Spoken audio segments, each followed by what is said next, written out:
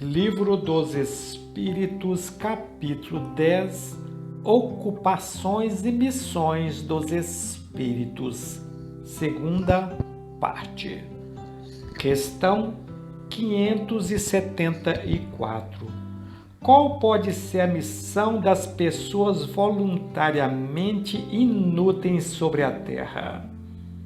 A, efetivamente, pessoas que não vivem senão para si mesmas e não sabem se tornar úteis para nada. São pobres seres que é preciso lamentar, porque expiarão cruelmente sua inutilidade voluntária e seu castigo começa, frequentemente, desde este mundo, pelo tédio e pelo desgosto da vida. Uma vez que tiveram escolha, por que preferiram uma vida que não poderiam lhes aproveitar? Entre os espíritos há também preguiçosos que recuam diante de uma vida de trabalho. Deus os deixa fazer, compreenderão mais tarde e às suas custas os inconvenientes de sua inutilidade e serão os primeiros a pedir para reparar o tempo perdido. Pode ser também que escolheram uma vida mais útil, mas uma vez na obra, recuam e se deixam arrastar pelas sugestões dos espíritos que os encorajam à ociosidade. Questão 575.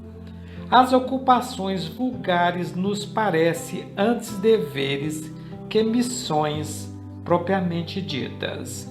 A missão, segundo a ideia ligada a essa palavra, tem um caráter de importância menos exclusivo e, sobretudo, menos pessoal. Desse ponto de vista, como se pode reconhecer que um homem tem uma missão real sobre a Terra? Pelas grandes coisas que ele realiza, pelo progresso a que conduz seus semelhantes. Questão 576.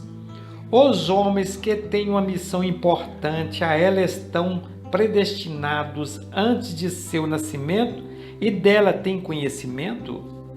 Algumas vezes sim, mas o mais frequentemente a ignoram. Tem o objetivo vago, vindo sobre a terra. Sua missão se desenha depois de seu nascimento e segundo as circunstâncias. Deus os impele no caminho onde deve cumprir seus desígnios. Questão 577. Quando o homem faz uma coisa útil, é sempre em virtude de uma missão anterior e predestinada? Ou pode receber uma missão não prevista?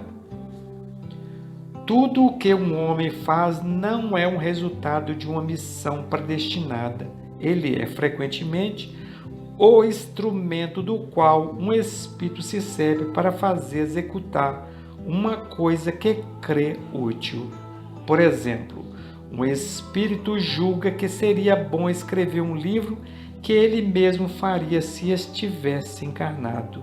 Ele procura o escritor mais apto a compreender seu pensamento e executá-lo. Disso lhe dá a ideia e o dirige na execução. Assim, esse homem não veio sobre a terra com a missão de fazer essa obra. Ocorre o mesmo com certos trabalhos de arte ou de descobertas. É necessário dizer ainda que, durante o sono de seu corpo, o espírito encarnado se comunica diretamente com o espírito errante e que eles se entendem sobre a execução. Questão 578. O espírito pode falir em sua missão por sua falta? Sim, se não é um espírito superior. Disso, quais são, para ele, as consequências? Necessário lhe será recomeçar a tarefa, É essa a sua punição. Aliás, sofrerá as consequências do mal do qual tiver sido causa. Questão 579. Uma vez que o Espírito recebe sua missão de Deus, como Deus pode confiar uma missão importante e de um interesse geral a um Espírito que poderá nela falhar? Deus não sabe se seu general obterá a vitória ou será vencido? Ele o sabe. Estai disso seguros. E seus planos, quando são importantes, não repousa sobre aqueles que devem abandonar sua obra no meio do trabalho.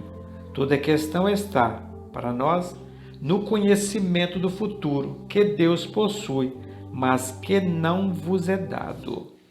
Questão 580. O Espírito que se encarna para cumprir uma missão tem a mesma apreensão que aquele que o faz como prova?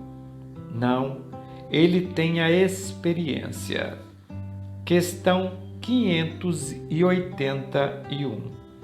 Os homens que são a luz do gênero humano, que o clareiam pelo seu gênio, têm certamente uma missão, mas entre eles há os que erram e que, ao lado de grandes verdades, propagam grandes erros.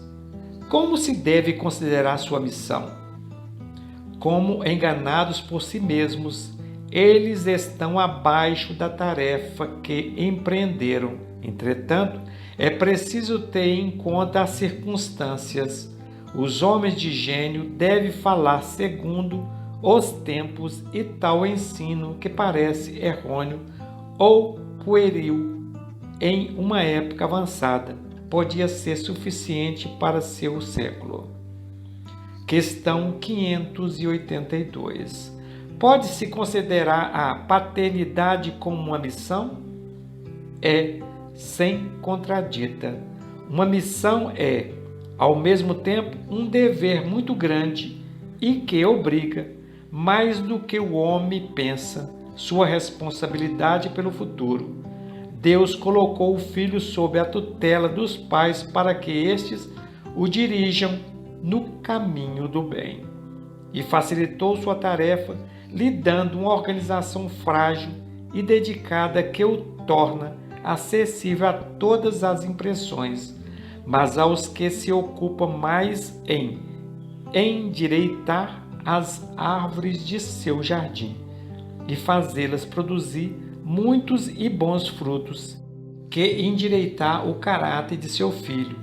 Se este sucumbe por sua falta, disso carregarão a pena, e os sofrimentos do filho na vida futura recairão sobre eles, porque não fizeram o que dependia deles para seu adiantamento no caminho do bem.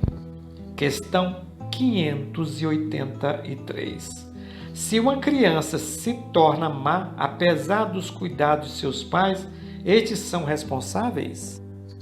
Não, porém, quanto mais as disposições da criança são más, mais é penosa a tarefa, e maior será o mérito se eles conseguirem a desviar do mau caminho.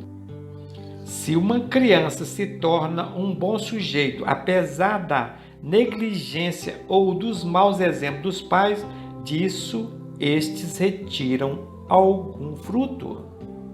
Deus é justo. Questão 584. Qual pode ser a natureza da missão de um conquistador que não tem em vista senão satisfazer sua missão e que, para atingir o seu objetivo, não recua diante de nenhuma das calamidades que arrasta atrás de si? Ele não é, o mais frequentemente, senão um instrumento do qual Deus se serve para o cumprimento dos seus desígnios. E essas calamidades são, algumas vezes, um meio de fazer um povo avançar mais depressa. Aquele que é instrumento dessas calamidades passageiras é estranho ao bem que delas pode resultar? Uma vez que não visava senão o objetivo pessoal, não obstante, aproveitará deste bem? Cada um é recompensado segundo suas obras, o bem que quis fazer e a retidão de suas intenções.